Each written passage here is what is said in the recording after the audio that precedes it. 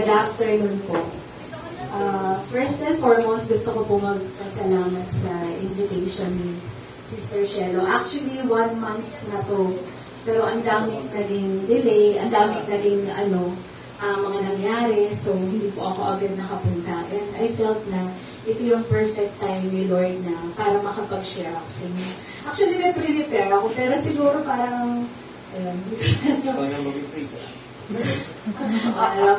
Hindi, gusto ko lang po i-testify sa inyo yung tama yung katulad ng kinanda ni Brother Sam na napakadakila ng ating Panginoon. Kasi lumaki po ako sa isang Christian family.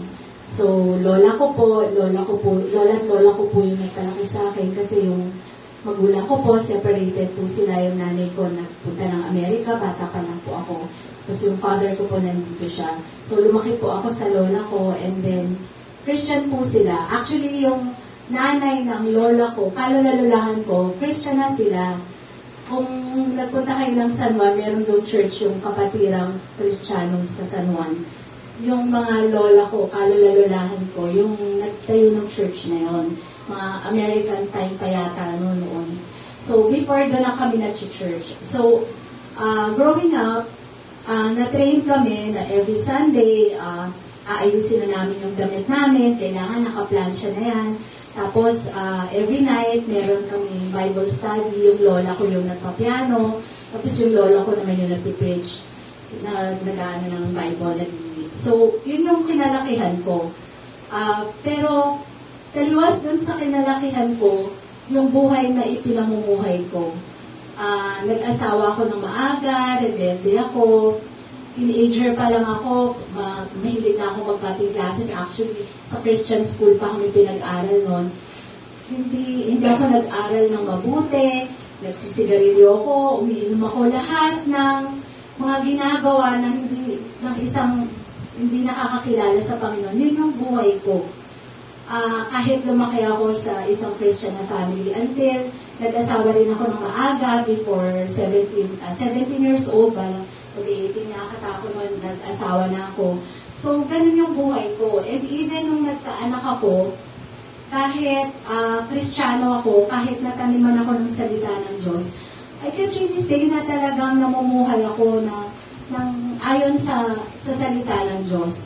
Until nung tumira ako sa lola ko, kasi umalis na rin yung mga lola ko, lahat ng mga kamag-anak ko, nagpunta na rin sila sa Amerika, naiwan kami dito, tumira ako sa pinsan ng lola ko. Yung pinsan ng lola ko na yun, meron siyang church, nandyan sa may Ramon Magsaysay. Ewan ko yung building doon dati, bahay nila yon, pero ngayon binenta na rin.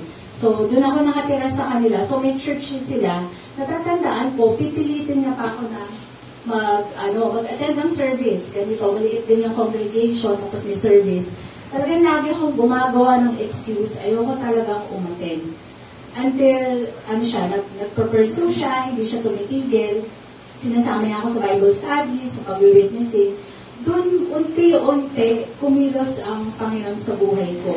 Doon ko nakita yung dedication niya sa Panginoon na ganun pala, na talagang minsan sasamahan niya ako, pupunta kami sa bahay-bahay para lang mamigay ng tracts para mag-share ng Word of God. May times na madalas talaga i-reject kanila. Pero nakita ko yung perseverance niya, yung talagang dedication niya sa Panginoon, hindi talaga siya tumigil. Ewan ko makilala dito ng mga nanay na dito, sila Mrs. Timbol yun. Sila Mrs. Timbol yun. Sila yung may mga Timbol tricycle yun. Nakita ko sa kanya yung talagang dedication niya sa Panginoon. And then from then on, naging song leader na rin ako, and then nagtuturo din ako sa mga bata ng Sunday school. Until from one church to another, napunta ako, nakasama ko rin sila Sister Diana, napunta naman kami dito sa kila Pastor Eve, yung may Living Word Ministries na siya.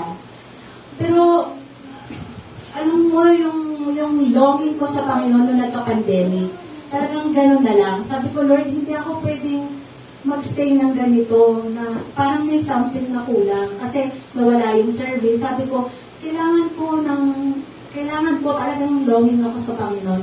So, nag-browse ako sa internet, napapanood ko na si Pastor Bong sa akin sa CCF. So, lagi akong nabibless every time na nakikinig ako ng preaching niya. And then, nag-decide ako na maghanap ng group para talagang maka-join and mag-grow ako spiritually.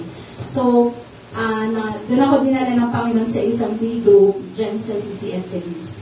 So, nag-D-group ako doon before pa ako umattend until nag-normalize na, nag-attend ako ng church, which I'm now a part of the next gen, yun din sa mga bata.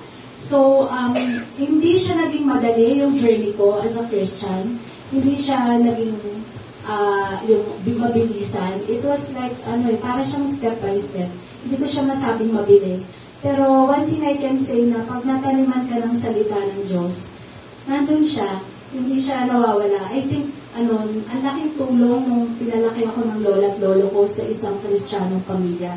And yung prayer nila na hindi sila huminto. Kasi hanggang ngayong oras na to, lahat kami sa buong pamilya ko, lahat kami, masasabi kong naglilingkod sa Panginoon at nakakilala sa Panginoon.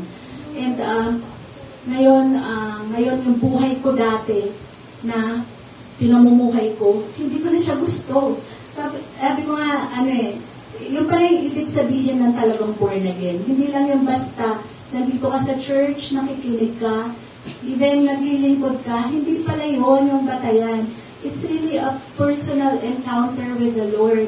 Yung talagang relationship mo sa Kanya, na hindi ka pwedeng mabuhay, alam mo may something na kulang pag wala siya. So, talagang pag anak ka ng Diyos, talagang ita-turn around niya yung buhay mo. Yung mga bagay na gusto mo noon, hindi mo na siya gugustuhin. Katulad nga nung sinabi sa Galatians 3:20, diba? I am crucified with Christ. It is no longer I who lives, but Christ lives in me. And the life which I now live, I live by faith in the Son of God who gave Himself up for me. So, doon ko nakita na, Lord, ganito pala kaimportante yung ginawa mo sa akin, para sa akin. So, hindi na ako to ngayon. Hindi na ako yung Ana na humaharap sa inyo. Si Lord na to. Kasi siya na yung, only by His grace.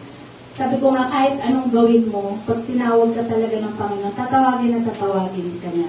So, yung Jeremiah 29:11 din, yung naging life verse ko rin, yung surely I know the plans I have for you, plans to prosper you and not to harm you, to give you a future with hope. So, sa mga trials sa pinagdadaanan, hindi naman kasi siya laging, akala mo yung Christian life, lagi kang, may times na talagang bumababa ka, and it's normal.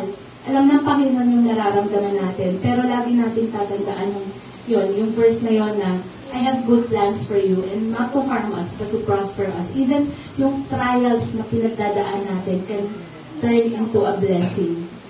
Kasi yung enemy, ang gusto niya ma-defeat tayo, pero it can always be a blessing. He can turn it into something good. So ako po ay nagpapasalamat sa Panginoon dahil tinawag niya ako, niligtas niya ako, hindi niya ako pinabayaan. So kaya nandito po ako ngayon, nagpupuli sa Panginoon. Hey.